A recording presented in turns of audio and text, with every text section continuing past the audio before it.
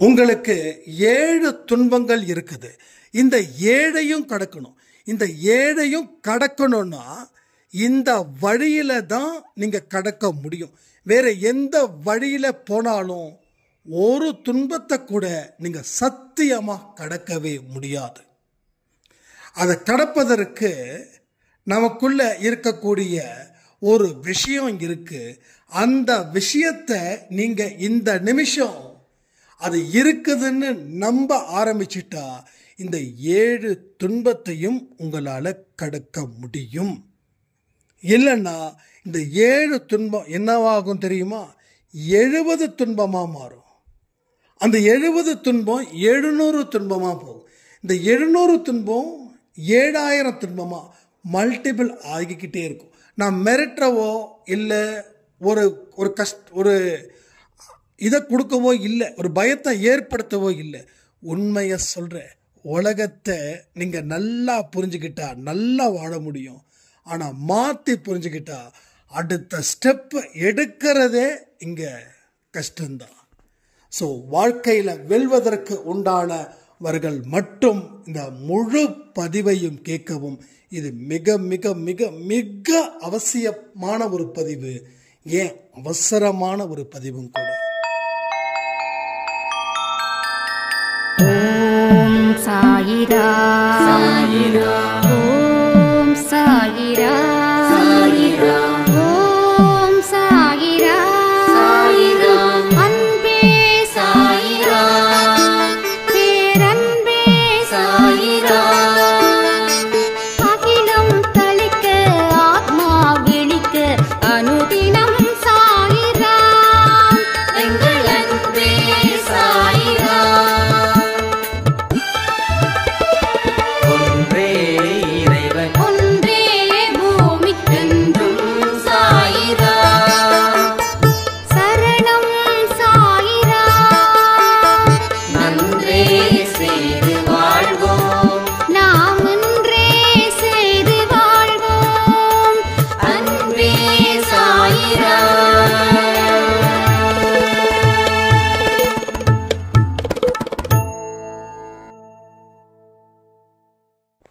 சாயிரா. என் உயிரின் உயிரானவர்களே, நேற்று இரவு கொடுத்த ஒரு ஆடியோவில் கார்த்திக் சாயிரா ரொம்ப அழகான ஒரு வார்த்தை. கடவுள் கொடுத்த இறகுகளை வைத்து வானத்தில் பறப்போம். எனக்கு சட்டுன்னு வந்த ஒரு விஷயம் என்னன்னா, கடவுள் பறவைக்கு தானே இறகுகளை கொடுத்துருக்காரு. பறவைகள் தானே வானத்தில் பறக்கும். மனுஷனுக்கு எங்கடா இறகுகள் அப்படின்னு நினைச்ச மறுகணம், ஆமாண்டா உனக்கு கொடுக்கலையா? நல்லா யோசிச்சு பாரு. எல்லா மனுஷனுக்கும் நான் இறகுகள் 2 இறகு கொடுத்துருக்கேன். பறவைக்கும் 2 இறகு. மனுஷனா இருக்கிற என்ன நம்பி வாழக்கூடிய உனக்கும் 2 இறகு. இந்த 2 இறகை வச்சு நீ வானத்தில் பறக்கணும். இந்த 2 இறகை வச்சுக்கிட்டு ஏண்டா வாழ்க்கையில வாழாம இருக்க? நீ எல்லாம் வாழ வேண்டியவன். நீ எல்லாம் சரித்திரம் படைக்க வேண்டியவன். உன்னுடைய கண்ணீர் ஏன் வீணாக்கிக்கிட்டே இருக்க? அடுத்தவனுடைய கண்ணீரை நீ துடைப்ப அப்படின்னு பார்த்தா உன்னோட கண்ணீரை துடைக்கிறதுக்கு ஒருத்தனை தேடிட்டு இருக்கியே, நீ எவ்வளவு பெரிய முட்டாளா இருப்ப. முட்டாளுங்களுக்கு தான் இந்த உலகம் புரியாம இருக்கும். ஆனா அறிவாளியா இருந்துகிட்டு முட்டாள்தனமான விஷயத்தை நீ செஞ்சுக்கிட்டு இருக்கியே, உன்னோட நிலைமை தெரியாம, உன் பலம் புரியாம, உன்னுடைய அருள் எப்படிப்பட்டதுன்னு தெரியாம, போன ஜென்மத்தில் நீ எவ்வளவு திறமையானவன், வல்லவன், சாதிச்சவனு புரியாம இங்க மாட்டிக்கிட்டு முழிச்சுக்கிட்டு இருக்கியே, உன்னை நான் என்ன சொல்றது அப்படின்னு என்ன கேட்டார்.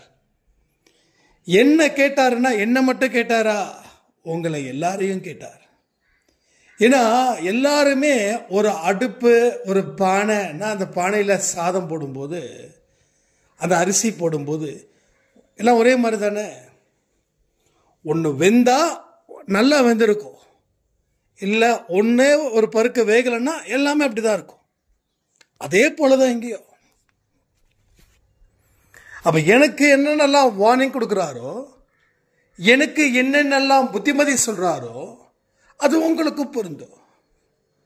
நானும் தப்பாக நடந்த ஆபத்தில் சிக்குவேன், நீங்களும் தப்பாக நடந்த ஆபத்தில் சிக்குவீங்க. நான் நல்லா வாழ்ந்தா பலரை காப்பாற்றுவேன், ஸோ நீங்களும் நல்லா வாழ்ந்தா பலரை காப்பாற்றுவீங்க, அவ்வளோதானே. அப்போ அந்த 2 இறகுகள் என்னவா இருக்கும் அப்படின்றத கமெண்ட் பண்ணுங்க, நான் பின்னாடி சொல்கிறேன். அந்த 2 இறகுகளை பற்றி தான் நம்ம பேச போகிறோம். ஸோ கேட்குற அத்தனை பேருக்கும் அந்த 2 இறகுகள் இருக்கிறது. பேசக்கூடிய எனக்கும் இருக்கு, கேட்கக்கூடிய உங்களுக்கும் இருக்கு, உங்கள் குடும்பத்தில் இருக்கிற அத்தனை சொந்த பந்தங்களுக்கும் இருக்குது, உங்கள் எதிரிக்கு இருக்கு, உங்கள் நண்பனுக்கு இருக்கு, உங்கள் குழந்தைக்கு இருக்கு. ஸோ எல்லாத்துக்குமே 2 இறகுகள் இருக்கிறது. பறவைக்கு அந்த 2 இறகை கண்ணால் பார்க்க முடியும், மனுஷனுக்கு அந்த 2 இறகுகளை மனசால பார்க்க முடியும். மனசால பார்த்துட்டோம் அப்படின்னா அந்த இறகுகளை வச்சு உயர உயர உயர உயர பறக்கலாம், உச்சத்தில் பறக்கலாம், உயர்ந்து நிற்கலாம், தாழ்ந்து நின்று தலை குனிஞ்சு யார் என்ன சொல்லுவாங்களோன்னு சொல்லி பயந்து வாழ்ந்து கடவுள்கிட்ட போயிட்டு பிரார்த்தனை செஞ்சு அழுது புரண்டு கவலைப்பட்டு கண்ணீர் விட்டு இருப்பது நல்லதா என்ன? நீங்க என்னதான் கடவுள்கிட்ட 1000 கவலைகளை இறக்குன்னு இருக்குனாலும் ஒரு விஷயத்தை நீங்க நல்லா புரிஞ்சுக்கணும். அதாவது உங்களுக்கு தேவையானதை தான் கடவுள் கொடுப்பார். ஆல்ரெடி கொடுத்துருந்தா எப்படி கொடுக்க முடியும்? நிறைய பேருக்கு ஒரு கேள்வி, என்னங்க உங்களுக்கு மட்டும் எல்லாத்தையும் கொடுத்துட்றாரு, ஆனால் எங்களுக்கு மட்டும் எதுவும் கொடுக்க மாட்டேன்றாரு, ஏன் கடவுள் பாரபட்சம் பார்க்குறாரு அப்படின்னு கேட்டாங்க. ஓப்பனாக கேட்டாங்க. ரொம்ப நல்லது, நீங்கள் தயவுசெய்து அப்படி கேளுங்க, தப்பே கிடையாது, தப்பே கிடையாது, சத்தியமாக தப்பு கிடையாது. என்ன வேணாலும் கேளுங்க, எப்படி வேணாலும் கேளுங்க. ஆனால் உங்கள் கிளாரிஃபிகேஷனை கிளியர் பண்ணுறதுக்காக கேளுங்க, ஆர்குமெண்ட்டுக்காக கேட்காதீங்க. Argument is a best worst, பெஸ்ட்டில் ஒஸ்ட், சிறந்த மோசமானது எதுன்னா ஆர்குமெண்ட் தான். வீழ்த்தணும்னு நினைச்சு கேட்டா எனக்கு பதில் வராது, இயல்பாக கேட்டால் ஆட்டோமேட்டிக்கலி பதில் வரும். கடவுளை கண்ணால் பார்த்துருக்கீங்களா? நீங்கள் சொல்லுங்க, நான் நம்புறேன். நீ நம்புனா நம்பு, நம்பாட்டி போ. நீ நம்புனா நம்பு, நம்பாட்டி போ. நீ நம்புனா என்ன, கடவுளுக்கு போனஸ் கொடுக்க போகிறாங்களா யாராவது? நீ நம்பாட்டி கடவுளுக்கு எதாவது நஷ்டமா? அது உன் விருப்பம், அது உன் தனிப்பட்ட விருப்பம். ஸோ இப்படியும் சில ஆர்குமெண்ட்ஸ் வரும். நீங்கள் சொல்லுங்க, கடவுளை பார்த்தது உண்மைனா சொல்லுங்க, நான் நம்புகிறேன், இப்போவே நம்புகிறேன்.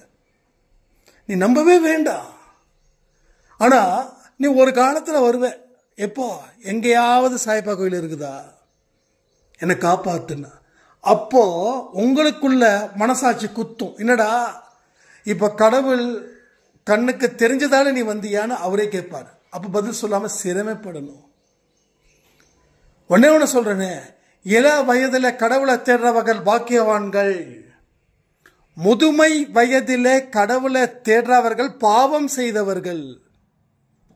முதுமை வயதில் கடவுளை தேடுறவங்க பாவம் செய்தவர்கள், இளமையில் கடவுளை தேடுகிறவர்கள் பாக்கியவான்கள். அப்போ கஷ்டம் வரும்போது கடவுளை தேடுற, அப்போ ஏன் உனக்கு கஷ்டம் வருது? பாவம் செஞ்சதால. பாவத்தை செஞ்ச அதனால கடவுளை தேடுற. ஆனா இளமையிலே நான் கடவுளை தேடுறேன். ஏன்னா எனக்கும் கடவுளுக்கும் இருக்கக்கூடிய பிணைப்பு, வாழ்க்கையில ஒழுக்கத்தை கடைபிடிக்க வேண்டிய கட்டாயம், எந்த நிர்பந்தமும் இல்லாம நான் நல்ல வழியில போறேன். அதனால இப்போ இளம் வயதில் கடவுளை வணங்குறவங்க என்ன தெரியுமா, இவன் சரியான பக்தி, இவன் அவன் என்ன நிறைய சொல்லுங்க, பழமா சொல்லுங்க. அதை பற்றி நான் கவலைப்படலை, அதை பற்றி நம்ம கவலைப்படலை. ஆனால் இந்த பழம் என்னைக்கும் எப்பையும் அழியாது. பழங்கள் அழிஞ்சிரும்ல 2 நாள் 3 நாள் ஆச்சுன்னா. ஆனால் இந்த பழமும் அனுபவங்கள் நிறைய நிறைய நிறைய இருக்கும். நம்ம நினச்சிக்கணும்.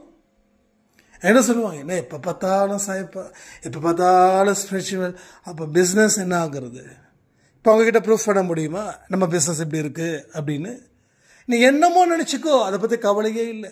பட் என்னுடைய வழி அருமையாக இருக்குது, அற்புதமாக இருக்குது. என்னுடைய வழியில் நான் சாமியாராக மாறவனும் இல்லையா தெரியாது. ஆனால் வெற்றிகரமான பிஸ்னஸ் மேனாக இருக்கிறது மட்டும் எனக்கு தெரியும். வெற்றிகரமான ஒரு லைஃப்பை லீட் பண்ணுறோமா?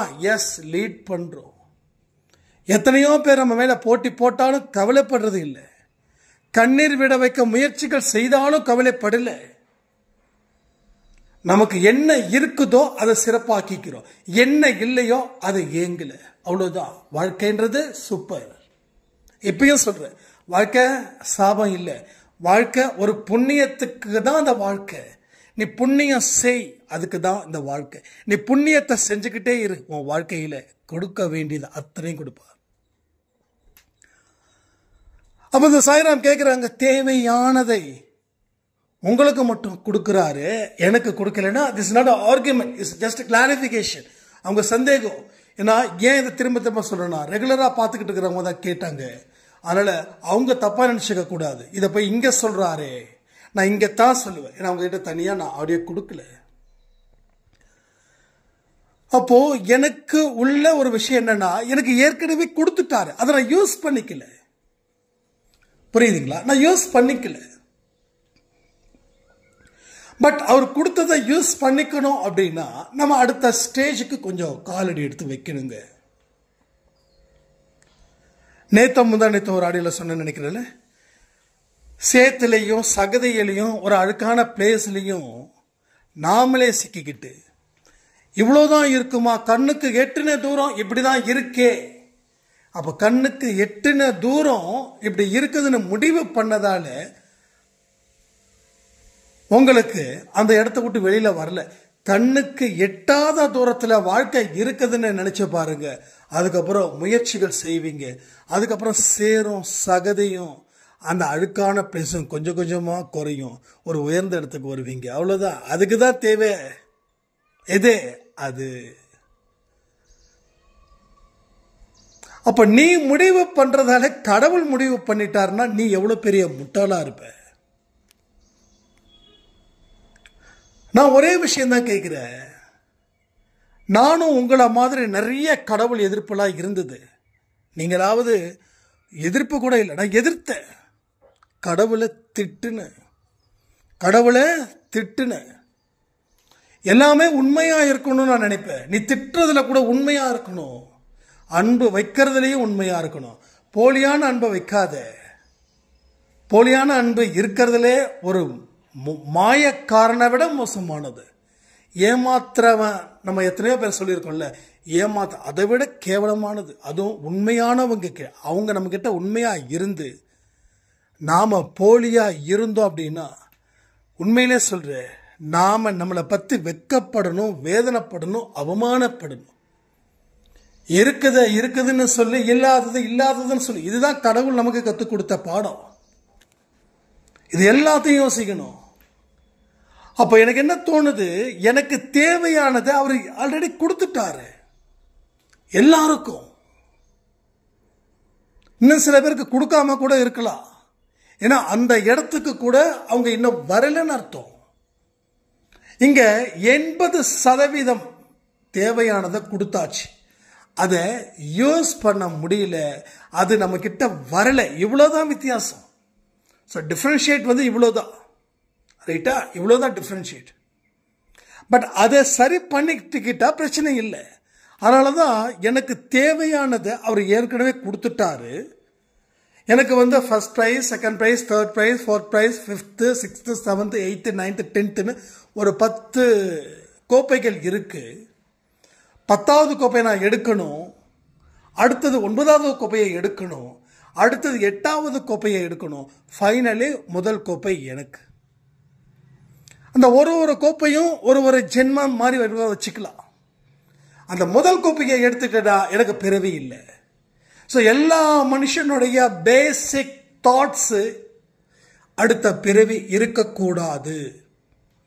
அப்போ அடுத்த பிறவி இருக்கக்கூடாதுன்னு நினைக்கிற அளவுக்கு உங்க வாழ்க்கையில எவ்வளவு பெரிய ஒரு மெச்சூரிட்டி இருக்குது. அந்த மெச்சூரிட்டி என்ன பண்ணும், சின்ன சின்ன துன்பத்தை பார்த்து அது கலங்காது, பதறாது, துடிக்காது.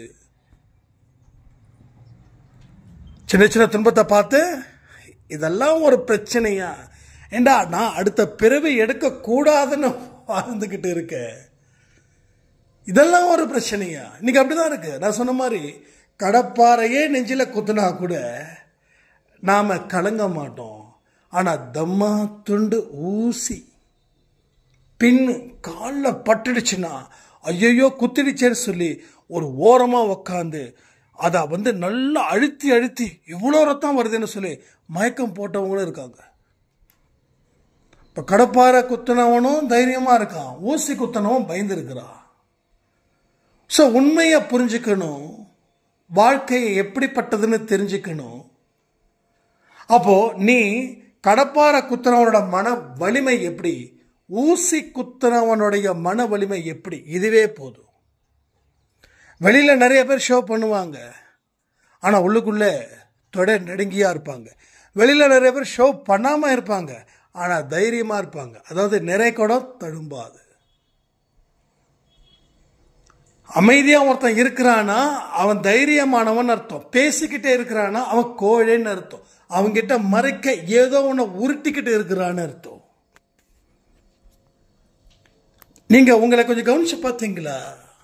கவனிச்சு பாருங்க, அப்ப தெரியும் நீங்க யாரு எப்படிப்பட்டவங்கன்னு. ஆனா உங்களை கவனிக்கிறதுக்கு கூட நீங்க நேரத்தை ஒதுக்கல.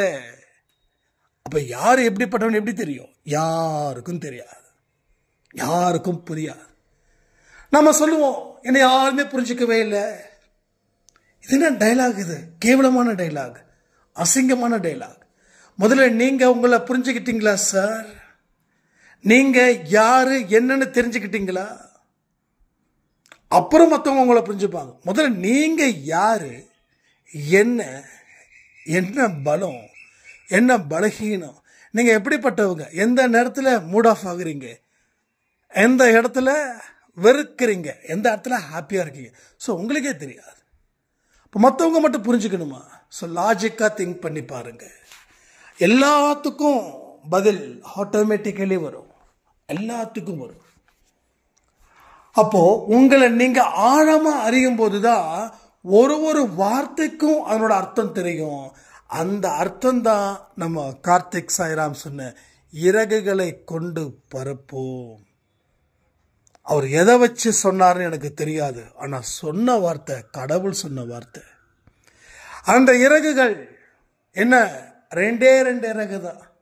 ரெண்டுமே வேணும். ரெண்டு இல்லாம ஒத்த இறகால பறவை பறக்க முடியாது. ஸோ பறவைக்கு ஒரு நியாயம், மனுஷனுக்கு ஒரு நியாயமா? எல்லாத்துக்கும் ஒரே நியாயம்தான். ஸோ ரெண்டு இறகு இருந்தால் தானே பறவை பறக்கும். ஒரு இறக உடைச்சிட்டா இன்னொரு இறக வச்சு பறக்குமா? பறக்காது. பேலன்ஸ் பண்ண முடியாது. நடக்கும், ஆனா பறக்காது. ஸோ மனுஷனும் துன்பத்தின் கூடவே நடந்துகிட்டு இருக்கான். அவன் துன்பத்தை தாண்டி அவன் கடக்கணும்னா பறக்கணும். ஒரு பெரிய கடல் போல துன்பம், என்ன பண்ணுவீங்க? பறந்தாதான் முடியும், நீந்த முடியாது. நீந்த எவ்வளவு நேரம் போவீங்க? சரி, நீந்த தெரியலன்னாலும் பறக்க தெரியணும். பறக்க தெரிஞ்சா கண்டம் விட்டு கண்டம் வருதா இல்லையா? இங்க பறவைகள் சரணாலயம் இருக்கு. அந்த ஊர்ல பாத்தீங்கன்னா அந்த நாட்டோட பறவை மட்டும்தான் இருக்குமா? நம்ம தமிழ்நாட்டு பறவை மட்டும்தான் இருக்குமா? பாத்தீங்கன்னா புதுசா வரும். எங்க? ஆஸ்திரேலியால இருந்து வரும், வேற என்னென்னமோ கண்ட்ரீஸ்ல இருந்து எல்லாம் வரும், நேபாளில இருந்து வரும். பாத்தீங்கன்னா வித்தியாசமா இருக்கும். அதுங்களுக்கு தெரியும் எந்த மாசம் எந்த சீசன்ல எந்த நாட்டுக்கு போகணும். அப்ப கண்டம் விட்டு கண்டம் தாண்டுதா இல்லையா? ஆனா மனுஷன் அந்த கண்டம் விட்டு கண்டம் தாண்டு ஒரு துன்பத்தை நீ கடக்கணும், பயப்படக்கூடாது. அப்போ பறக்கிறதுக்கு இறகுகள் வேண்டும். இறகுகள் இருந்தா நீ பறக்கலாம், இறகுகள் இல்லைன்னா பறக்க முடியாது. ரைட்டா? அப்போ ஒத்த இறகை வச்சுட்டு பறக்கவும் முடியாது. 2 இறகுகள் கண்டிப்பா வேணும். அந்த 2 இறகுகளும் இருக்குது. நீங்க கமெண்ட் பண்ணிருப்பீங்கன்னு நினைக்கிறேன், நம்புறேன். அப்படி தப்பா கமெண்ட் பண்ணிதா கூட நோ இஷ்யூஸ், புரிஞ்சுக்கோங்க. இறகுகள் இருக்குதா இல்லையா? எத்தனை பேருக்கு எனக்கு 2 இறகுகள் இருக்குதுன்னு நினைக்கிறீங்க? கமெண்ட் பண்ணுங்க. என்னங்க சொல்லாமலே இருக்குதுன்றீங்களே, எப்படிங்க பண்ண முடியும்? இங்க ஆர்கியூமெண்ட் பண்றதுக்கு நேரமே கிடையாது. ஏன் எப்படின்னு இதை அறிஞ்சுக்க போறீங்களா, இல்ல துன்பத்தை கடக்க போறீங்களா? திங்க் பண்ணுங்க. ஒருத்தர் நல்லது செய்ய உங்க வீட்டுக்கு முன்னாடி வந்து நிக்கிறான்னா, இவன் ஏன் எனக்கு நல்லதை செய்யணும்னு நினைக்கிறது ஓகே தான். ஏதாவது பின்னாடி சம்பவம் இருக்குதான்னு. ஏன்னா இன்னைக்கு நிறைய பேர் நல்லது செய்யறன்ற பேர்ல கடைசியில நம்மளை கவுத்துடுறாங்கல்ல, அது கரெக்டு தான். அதுக்காக எல்லாரையும் சந்தேகப்பட முடியுமா? ஸோ சந்தேகமும் இருக்கணும், அதே நேரத்தில் சந்தேகப்படாமலும் இருக்கணும். இதுதான் லைஃப்ல வச்சிருக்கக்கூடிய ஒரு பெரிய ட்விஸ்ட். ரைட்டா? அப்போ சிலது ஏடாகுலமா ஆகலாம், சிலது நல்லது நடக்கலாம். ஆனா மனது தெளிவா இருந்துச்சுன்னா என்னதான் ஏடாகுலமா நடந்தாலும் அதுல இருந்து மீண்டு வந்துடலாம். ஏன்னா நமக்குள்ள இருக்கக்கூடிய ஒரு எக்ஸ்பீரியன்ஸ் அப்படின்ற ஒரு கதவு அது சாத்தி தான் இருக்கும். ஆனா அதை தட்டுனா அது திறக்கும். அந்த கதவு திறந்தா வெளியில நம்ம காப்பாத்திக்கலாம். அவ்வளவுதான். ரைட்டுங்களா? அவ்வளவுதான். அப்போ இதுக்கு 2 இறகுகள் நிச்சயமா தேவை. எல்லாத்தையும் நம்பணும். நான் இன்னைக்கு விரதம், நான் இன்னைக்கு சஷ்டி ஸ்டார்ட் ஆயிடுச்சு, 7 நாள் கடுமையான விரதத்தில் இருக்கிற. ஆனா நீங்க விரதத்தை ஸ்டார்ட் பண்ணும் போதே பசி ஸ்டார்ட் ஆயிடுமே, அதுக்கு என்ன பதில்? அப்ப பசியோட இந்த 7 நாள் எப்படி இருப்பீங்க? ஒரு நாளில இருக்க முடியல, ஒரு வேளையில இருக்க முடியல. ஒரு இலை போட்டு ஒரு சாய்ராம் சொன்னாங்க, அண்ணா இன்னைக்கு சஷ்டி, இன்னைக்கு முதல் நாள், நான் என்ன ஆசீர்வாதம் பண்ணுங்க, என்ன பிளஸ் பண்ணுங்க, ப்ரே பண்ணுங்க அப்படின்னா. அவங்க கிட்ட நான் ஓப்பனாக கேட்டேன், அம்மா இது மாதிரி ஒரு வாழை இலை, அதில் ஒரு 4 இட்லி ஆவி பறக்க, இட்லி தூளும் நல்லெண்ணையும் தொட்டுக்க, ப்ளஸ் உங்களுக்கு பிடிச்ச சட்னி, கண்ணை மூடி கண்ணு தருங்க. இப்போ உங்களுக்கு என்ன ஃபீல் ஆகுது? அண்ணா ஏன்னா அப்படி சொல்றீங்க, எனக்கு சாப்பிடணும் போல இருக்குது. அவ்வளோதாம்மா, அவ்வளோதான். அதாவது விரதம் இருக்கிறது நான் தப்பு சொல்லலை, ஆனால் கட்டாயப்படுத்தி விரதம் இருந்து என்ன சாதிக்க போறீங்க? ஏன்னா சாய்ப்பாட குழந்தைங்களா இருக்கிறவங்களுக்கு ஒரே விஷயம், உடலை வருத்தி விரதம் இருக்காது. உடலை வருத்தி, நல்லா புரிஞ்சுக்கோங்க, உடலை வருத்தி, அந்த வருத்தின்ற வார்த்தை முக்கியம். உன்னால இருக்க முடியுமா? 3 வேளை சாப்பிடாம சிரிக்க முடியுமா? 3 வேளை சாப்பிடாம நல்லா ஆக்டிவா இருக்க முடியுமா? தாராளமா இரு, தப்பே கிடையாது. இருக்க முடியாது அப்படின்னா ஏன்? அவ என்ன பண்ணணும்? இந்த 7 நாள், ஐ திங்க் 7 டேஸ் நினைக்கிறேன், அவங்க சொன்னதால தான் எனக்கு தெரியும் நீ சஷ்டி விரதம். எனக்குமே இப்போ முருகர் மேல பயங்கரமா ஈடுபாடு வந்துட்டு தான் இருக்குது. எனக்கு நம்ம எல்லா கடவுளுமே நமக்கு பிடிக்குமே, ஜீசஸை பிடிக்கும், புத்தரை பிடிக்கும், அல்லாவுடைய வார்த்தைகள் எல்லாமே. கடவுள் அப்படின்னா அந்த இடத்துல நம்ம உட்கார்ந்துடணும். ஏன்னா அது கேட்க கேட்க திகட்டாத செல்வம் இல்லை, அழியாத செல்வம் கடவுளோட வார்த்தை. மனுஷனுடைய வார்த்தையும் அழியிற செல்வமா போயிடுது. மனுஷன் நாக்கில் தேனை வச்சுக்கிட்டு பேசுவான், ஆனா கடவுள் பாவக்கான்ற கசப்பை வச்சுதான் பேசுவார். ஏன்னா அவர் சொல்லக்கூடிய விஷயங்கள் அப்படிதான் இருக்கும். யாரையும் வெறுக்காதன்னுவாரு. நம்மளை கழுத்து அறுத்துட்டு போயிருப்பான், அவனை எப்படி வெறுக்காம இருக்க முடியும்? நம்மளை மதிக்கவே மாட்டான், அவன் மேல அன்பு செலுத்துன்னுவாரு. நமக்கு கடனை கொடுத்தவன் நம்ம கேவலமா குடும்பத்தில் இருக்க நம்ம பரம்பரையே திட்டுவான். அவனு இதெல்லாம் கசப்பு, இது ரொம்ப கஷ்டம். அது நான் சொல்றேனே, நம்ம சொல்றது ரொம்ப எளிமையாக தான் இருக்கும். நிறைய சாய்ராம் சொன்னதுதான், நீங்க சொல்றது எல்லாமே ரொம்ப சிம்பிள், சூப்பர், ஆனா ஃபாலோ பண்ண முடியல சாய்ராம். கஷ்டம்தான், நான் இல்லைன்னு சொல்லவே இல்லை. மனதால் ஒரு விஷயத்தை செய்யும் போது ரொம்ப கஷ்டம். அதனாலதான் எனக்கு பரிகாரங்கள்லாம் ரொம்ப ஈஸியாயிடுச்சு. ஒரு 1000 ரூபாய்க்கு வந்து வாங்க ஏதோ சொல்கிறாருன்னா வாங்கி ஒரு தகடை கோயிலையும் வீட்டுக்கு கட்ட வேலை முடிஞ்சுது. அது என்ன ஒன்று பயிற்சி? ஒன்றுமே கிடையாது. ஸோ தகடு காப்பாற்றுதுன்னு நினைக்கிறீங்க? தகடு காப்பாற்றுதா? அப்போ தகடு செஞ்சவனை ஏன் தகடு காப்பாற்றலை? அதுக்கு பதில் இப்போ வரைக்கும் தெரியல. ஒருத்தர் ஜாதகத்தை பார்த்து குறி சொல்கிறாருன்னா ஏன் அவர் அப்படியே இருக்கார்? கேட்டால் அவர் சொல்லுவார், நான் சொன்னது எனக்கு பலிக்காதுன்னு. சரி, நீங்கள் சொன்னது உங்களுக்கு பலிக்காதுன்னா நீங்கள் வேற ஒரு ஜோதிடர்கிட்ட போயிட்டு கேட்டு நீங்கள் அதன்படி செஞ்சால் உலகத்திலேயே பெரிய ஜோதிடராக மாறலாம்ல. ஸோ நான் வந்து யாரையும் குறை சொல்லலை. ஏன்னா நிறைய ஜோதிடர்களுக்கு அவங்க என்ன கணக்குன்னு தெரியாது. பொதுப்படையான விஷயத்த சொல்லலாம், ஆனால் உறுதியான எந்த ஒரு விஷயத்தையும் சொல்ல முடியாது. அப்போது நீ வந்து சுக்கிர திசையில் இருக்கிறவனும் தற்கொலை பண்ணி தான் இருக்கான், சனி திசையில் இருக்கிறவனும் ராஜ வாழ்க்கை வாழ்ந்துக்கிட்டு தான் இருக்கான். இப்போ கட்டம் எங்கே போச்சு? காட்சி எங்கே போச்சு? எங்கெல்லாம் காணாமல் போச்சா? மாயாஜலமா? அப்போ நம்ம நிறைய விஷயங்களை என்ன பண்ணுறோம், மனதால் செய்ய முடியாத சில விஷயத்த வேற ஒரு பரிகாரத்தின் மூலமாக செஞ்சு வாழ்க்கையில் ஜெயிச்சிடலான்னு நினைக்கிறோம். ஆனால் ஜெயிச்சவங்க எத்தனை பேருன்றதை விரலை விட்டு கூட என்ன முடியல.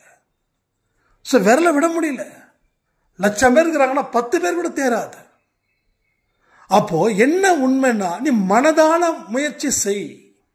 இப்போ இந்த 2 இறகுகள் சொன்னல, இதை கூட நீ மனதான முயற்சி செஞ்சாதான் அந்த 2 இறகுகள் உனக்கு இருக்குதுன்னு தோணும். இல்லைன்னா என்ன ஒரு லூஸ் மாதிரி பேசிட்டு இருக்காரு. பறவைக்கு தான் இருக்கு, மனுஷனுக்கு இருக்குதா? வாள் வேணா இருக்கும், ஆனால் இறகுகள் இருக்காது அப்படின்னு. ஆனால் இறகுகள் இருக்கிறது, அந்த 2 இறகுகள் தான். என்னது? நம்பிக்கையும் பொறுமையும். நம்பிக்கையும் பொறுமையும். கார்த்திக் சாய்ராம், நீங்கள் இதை தானே சொன்னீங்க? இந்த ஆடியோ கேட்டிங்கன்னா சொல்லுங்கள், இல்லை வேறு ஏதாவது சொன்னாலும் சொல்லுங்கள். நாங்கள் நிறைய கற்றுக்க ஆசைப்படுறோம். ஏன்னா எல்லா மனுஷங்க கிட்டேயும் கடவுள் பேசிக்கிட்டு தான் இருக்கார். ஆனால் இந்த இறகுகளை கொண்டு பரப்போம் அப்படின்னா அந்த ஒரு வார்த்தை, எஸ், கடவுள் கொடுத்த நம்பிக்கை அப்படின்ற ஒரு இறகு, பொறுமை அப்படின்ற இன்னொரு இறகு, இதை வைத்து கொண்டுதான் நீ இந்த துன்பத்தை, கடல் போல இருக்கக்கூடிய துன்பத்தை கடக்க முடியும். சில இடத்துல நடந்து கடக்கலாம். அதாவது இங்கே நம்ம வீடு இருக்குதுன்னா ஜஸ்ட் ஒரு 1 கிலோமீட்டர் இல்லை ஒரு 5 கிலோமீட்டருக்கு ஓகே நடந்து கூட போயிடலாம், அது பிரச்சனை இல்லை. அது கூட இப்போ ரொம்ப கஷ்டம் நினைக்கிறேன் சில பேருக்கெல்லாம். 10 அடி எடுத்து வச்சாவே வயிறு வலிக்குது, கால் வலிக்குதுன்னு சொல்லக்கூடிய மக்களும் இருக்குது. அதை விட்டுடலாம், அது தனி கேஸ், அது அப்புறம் பேசிக்கலாம். ஒரு 5 கிலோமீட்டர் கூட ஓகே நடந்துக்கலாம், ரைட்டா?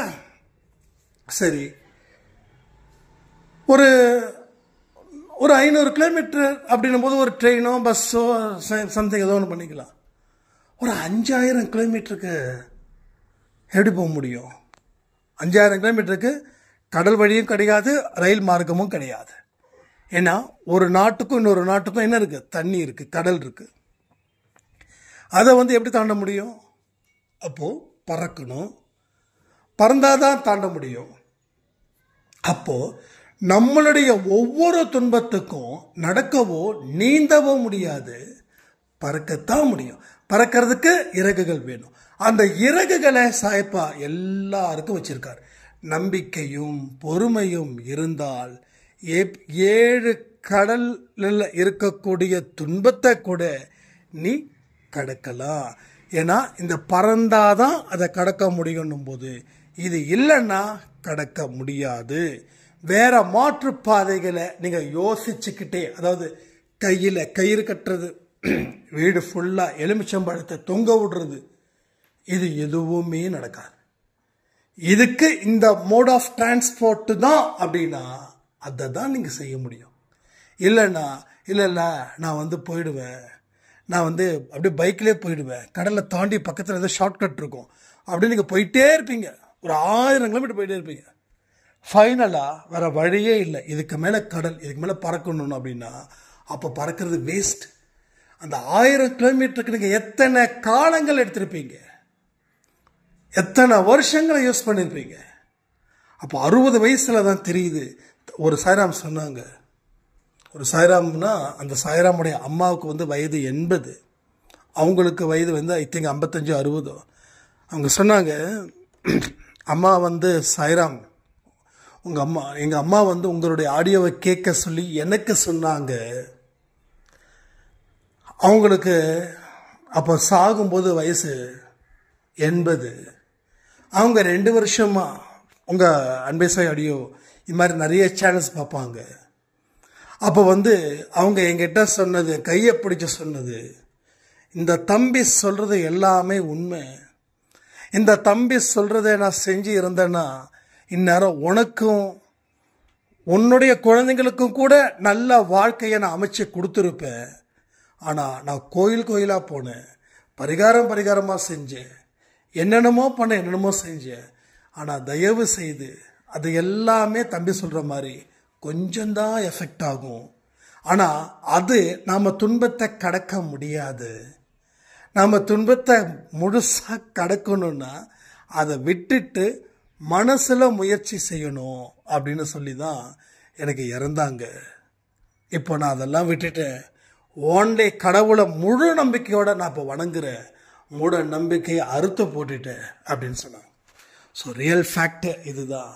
உண்மையை ஏற்றுக்கிட்டா உலகம் புரியும், உண்மையை ஏற்றுக்கலைன்னா உலகம் புரியும். அது தப்பாகவே புரியும்னு சொல்லி இந்த பதிவை நான் முடிக்கிறேன். ஜெய் சாய்ராம்.